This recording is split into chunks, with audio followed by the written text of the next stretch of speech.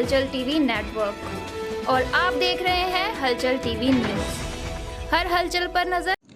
नमस्कार दर्शक मित्रों, हलचल टीवी न्यूज़ में आपનું हार्दिक स्वागत છે।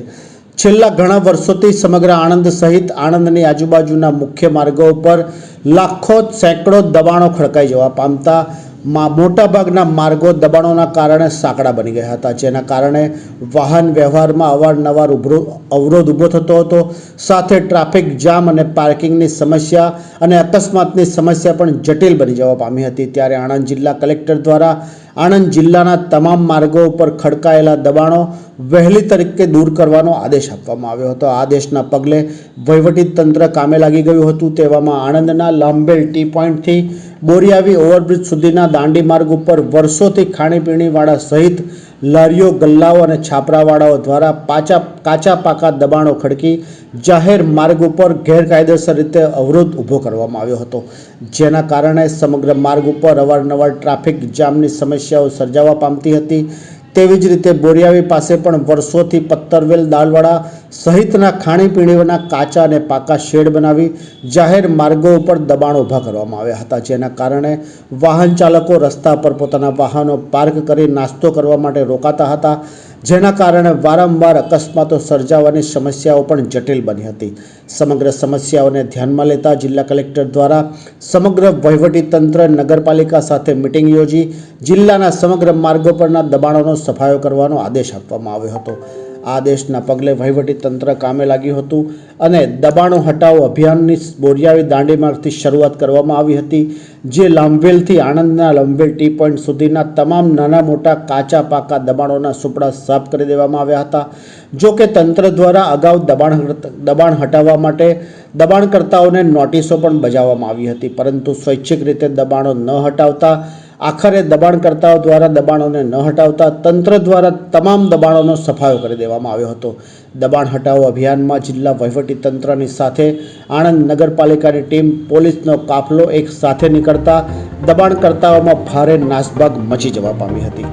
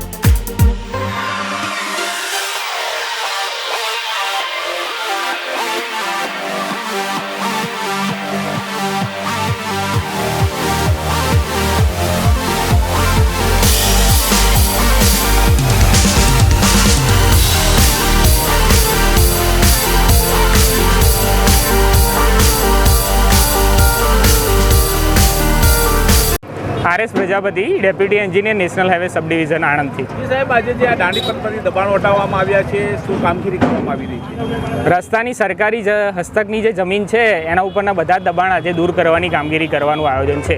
ક્યાંથી ક્યાં સુધી અને કેટલા દબાણો દૂર કરવામાં? જે બોરિયાવી ખાતે આરઓબી આવેલ છે ત્યાંથી દાંડી માર્ગ ઉપરના બધા દબાણો દૂર કરતાં આણંદ સિટીમાં જવાનું પ્લાનિંગ છે।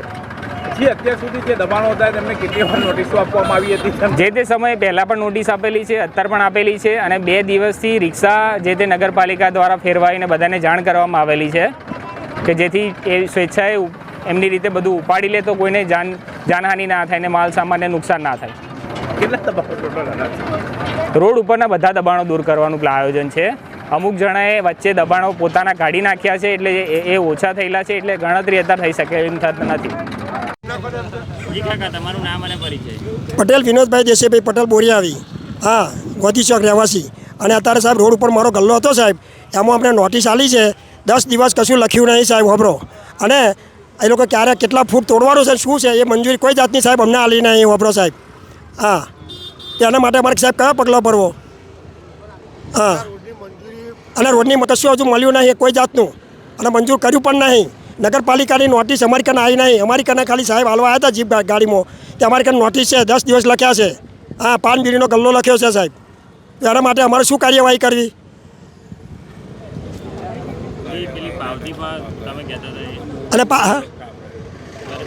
અને જે પાવતી ખરી ને સાહેબ મારી કને છે ખબરો સાહેબ, અને એની મેં તમારી ચીફ ઓફિસરની સહી નહીં. પાવતી આલી છે પણ એની મેં સહી નહીં ચીફ ઓફિસરની સાહેબ. હા, તો એના માટે અમારે શું કરવું સાહેબ? हाँ बराबर।